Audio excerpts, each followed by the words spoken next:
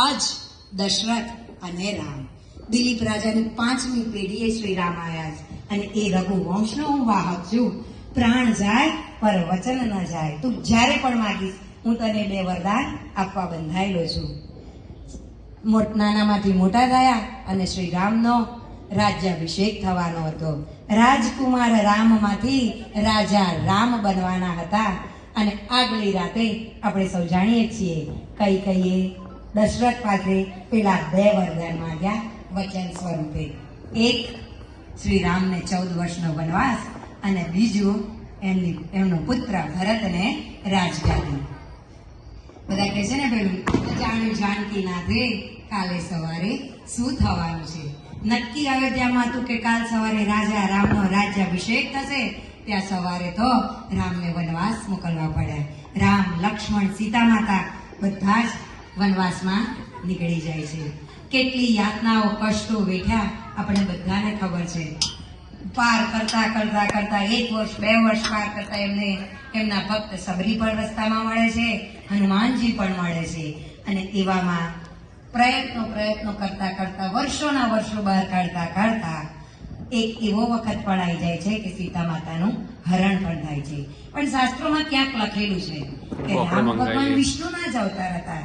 ભગવાન કહીએ તો પણ કોઈ શંકા નથી. એમને પોતાને ખબર હતી કે કઈક દુર્ઘટના થશે અને એટલે એ પેલું હરણ પાછળ જાય છે ને એ પહેલા જ સીતા માતાને કહે છે કે હું તને કોકને સોંપવા માંગુ છું.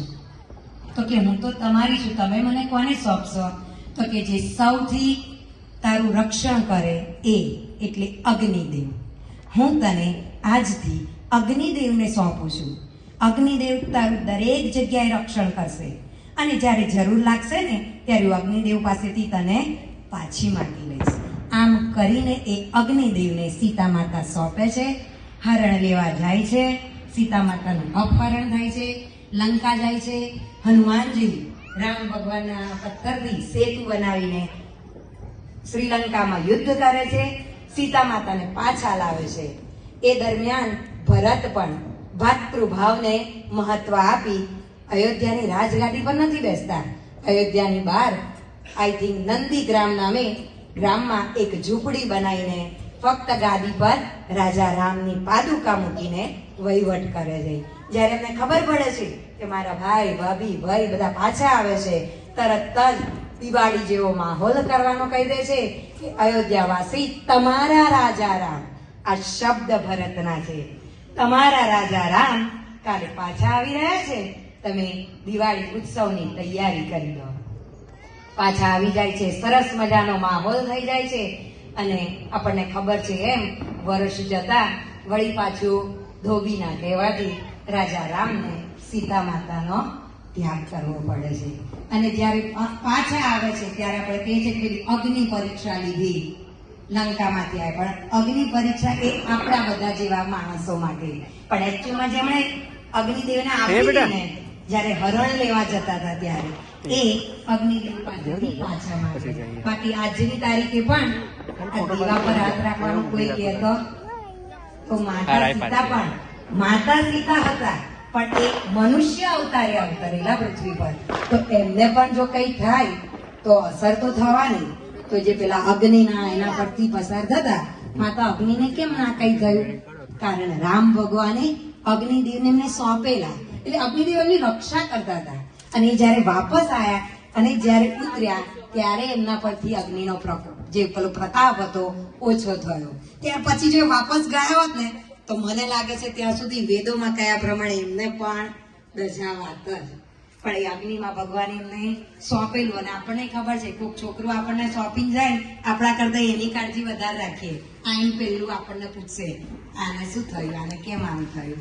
એટલે અગ્નિદેવને સોંપેલું કામ હતું એટલે એમણે બખૂબી નિભાવ્યું.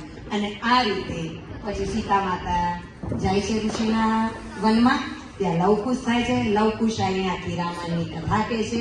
અને સીતા માતા પાછા આવીને જે ધરતીમાં એમને જન્મ લીધો, આપણી જેમ અવતર્યા તો નથી, ડાયરેક્ટ ધરતી માતાએ એમને જન્મ આપ્યો, એ ધરતીમાં સીતા માતા સમાઈ જાય છે. આ બધી વાત પરથી અને આ 2024નું વર્ષ યાદગાર વર્ષ તરીકે ઓળખાશે. કહેવાય છે કે 2024 જો રામ વર્ષ કહેશે ને તો પણ કોઈ શંકાને સ્થાન નથી, કારણ કે વર્ષોના ઇંતજાર પછી આ ઘટના ઘટી છે. આપણા માટે ગૌરવની બાબત એ છે કે શાસ્ત્રોમાં લખ્યું છે દુર્લભે ભારતે જન્મ, અને આપણને આ ભારત ભૂમિમાં જન્મ મળ્યો જ્યાં વિષ્ણુ ભગવાને પોતે 10 વખત અવતાર લીધો છે.